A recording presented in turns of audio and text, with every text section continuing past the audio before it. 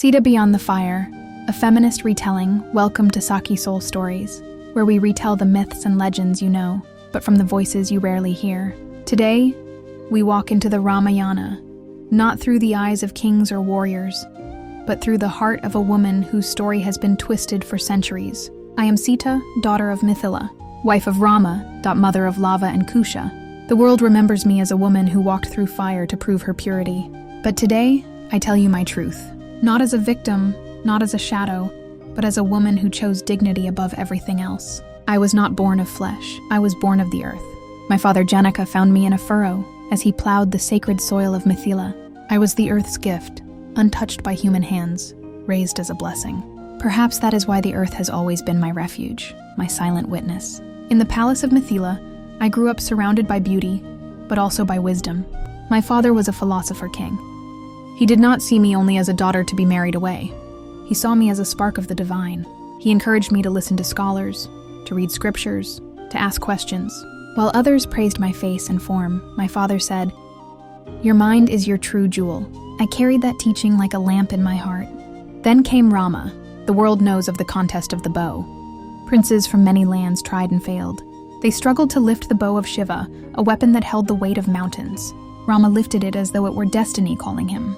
When the bow broke in his hands, the sound thundered across Mithila. That moment sealed our fates. The world saw it as strength, but I saw something more. His calm, his discipline, his respect for the divine.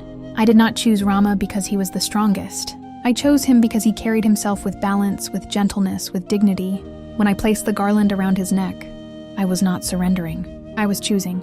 My love was not submission. It was partnership. When exile came, the world pitied me. They said, "Sita, stay behind in the palace. Why suffer when you could live in comfort?" But what is comfort if the heart is empty? I did not follow Rama out of helplessness. I followed him because love without loyalty is hollow.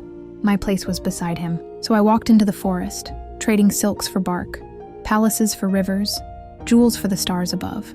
The forest did not frighten me. It was alive with birdsong, with rustling leaves, with hidden wisdom. I learned to gather herbs, to fetch water, to pray under the open sky.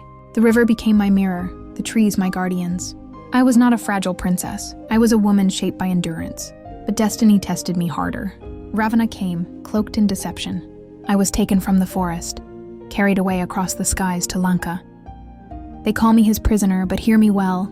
I was never his possession. Day after day he tried to bend me. He offered palaces of gold, thrones of power, the promise of queenship beside him. And day after day I refused. I sat under the Ashoka tree, the wind my only companion. My body was captive, but my spirit was unbroken. Ravana said, "You are alone, Sita. Rama cannot save you." I answered, "Even if I stand alone, my spirit cannot be touched." That was my defiance, not with weapons, but with willpower that could not be conquered. When Rama's army came, when the war thundered and Lanka burned, the world thought my suffering had ended. But a deeper wound awaited me. To prove my purity, to silence the whispers of men, I was asked to walk through fire. Do you hear the cruelty in that? After exile, after abduction, after survival, it was not enough to endure. I was asked to prove myself again, as though a woman's worth lies only in her body's shadow. I stepped into the flames. Not trembling, not weeping, but calm. The fire did not burn me. It wrapped around me like a friend, recognizing truth. I emerged untouched.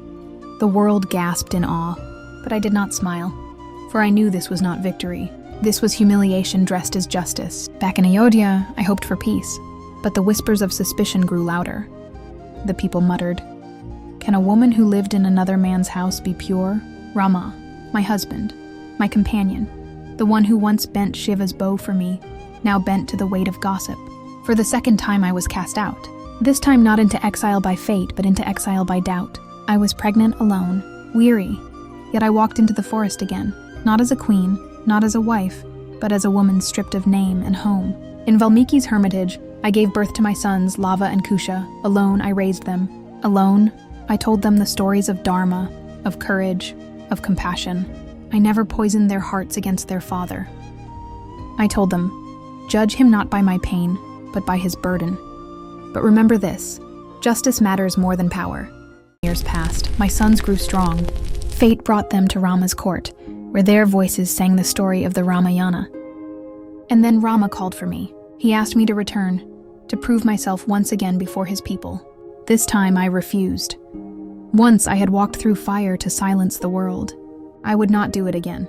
My dignity was not theirs to measure. My purity was not theirs to question. I looked to the sky, then to the earth. I prayed to the mother who had birthed me from her soil. The earth answered. The ground opened beneath my feet. I returned to her embrace, calm, unbroken, dignified.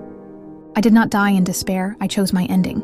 I left not as a defeated woman, but as one who reclaimed her voice. I am Sita, not the silent wife, not the shadow of a king. I am the woman who chose dignity over throne, truth over appearances, and the courage to walk away when respect was denied. And so I say to you, the story of Sita is not about obedience or sacrifice. It is about endurance, about agency, about a woman's right to decide her fate. Beyond the fire lies not weakness but strength, not silence but voice, not shame but dignity. Remember me not as the trial by fire, but as the woman who walked into the earth with her head held high. Thank you for watching Sakhi Soul Stories. If my journey touched your heart, please like, share, and subscribe. Let us continue to reclaim the voices of women whose strength was greater than the silence history gave them.